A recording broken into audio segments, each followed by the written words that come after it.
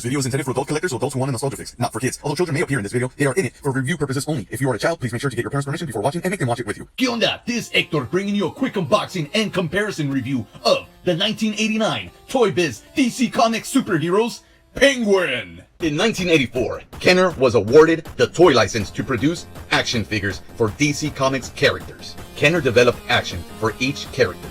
When a figure's arms or legs were squeezed, their superpower would be engaged, thus naming the line Superpowers. This being my all-time favorite toy line, I've had the privilege and utmost fun unboxing and reviewing a few of these figures. Links are in the description below. After their third series, concepts and prototypes for a fourth series, the Superpowers line was cancelled. All toy enthusiasts could only hope for a new DC Comics toy line that could thrill us with its aesthetic and playability.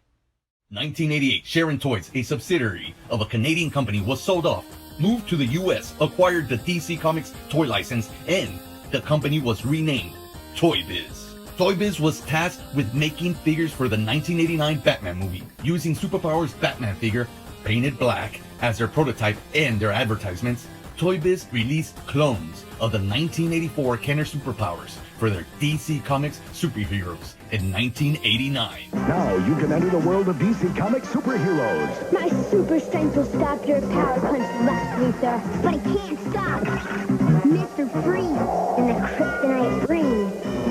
But Robin shut things down aside. Not even Penguin can defeat the powers of the superheroes. Action figures each sold separately from Sharon Toy. I did want to just compare the boxes, the way they look. The Superpowers is my favorite toy line ever, and so I'm a little biased. I really love the art on the Superpowers box. But really, like, comparing them, the art on the ToyBiz box ain't that bad. It's actually a lot better. This is just classic comic book. This is a lot more detailed. Power action umbrella arm.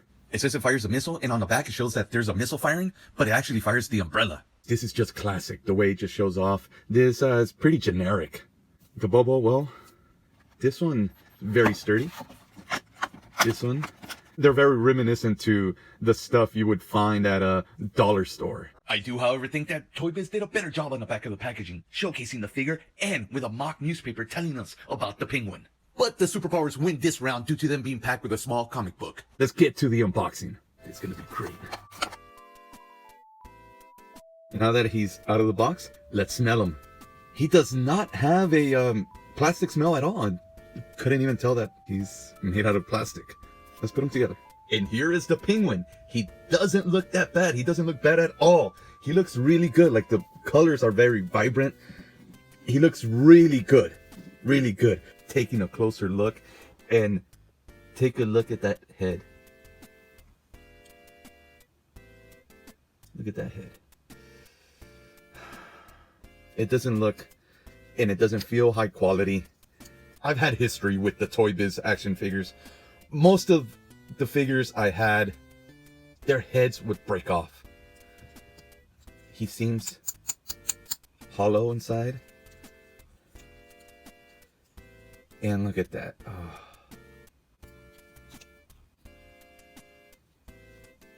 Just like the Superpowers coattail, you had to snap it on, but I had a hard time getting it in there, and it doesn't align very good either.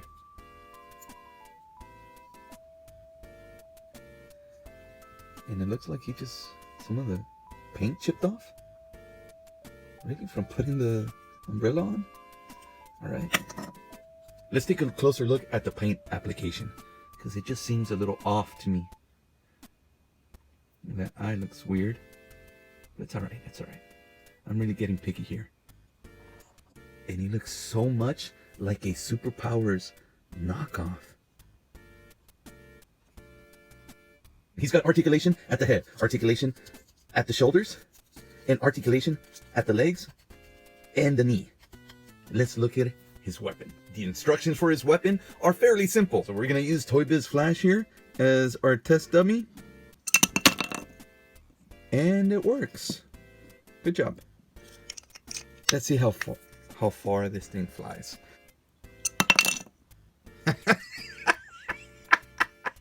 That was awful. It's got to be very close to.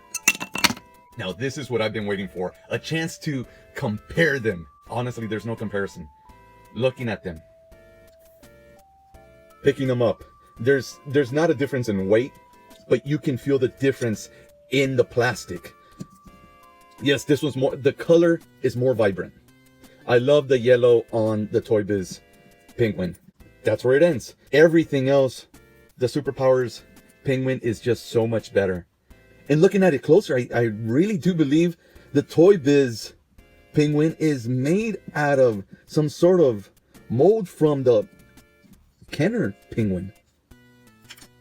It's too similar, way too similar.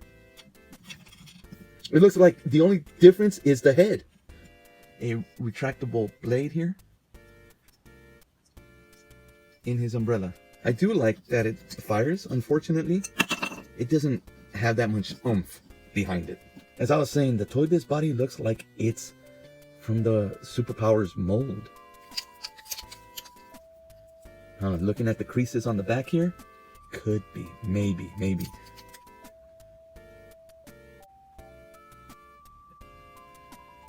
It almost seems like it is, and the only original mold that ToyBiz used was a head.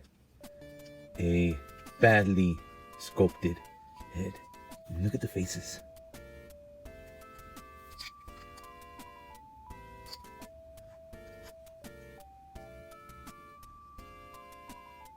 By putting them side by side, you can see that there's a unpainted detail right there, his teeth. Whereas the Superpowers penguin has teeth. Squeeze his legs, you get nothing. Squeeze his legs, get the action. Final analysis. Did the ToyBiz penguin fail? No. It got probably a solid C. If you can't get yourself a Superpowers penguin, don't get yourself a DC Comics Superheroes penguin. Just try your best to get a Superpowers penguin. Honestly, you're not going to be happy with this guy. The whole little gimmick of the firing umbrella, it's pretty cute. And as the back of the packaging told us twice, that it's a safe, soft missile. But it just doesn't have that oomph that a lot of the toys around that time did have, like the G.I. Joes, like the Rambo Coleco figures. Invest your money in a Superpowers penguin.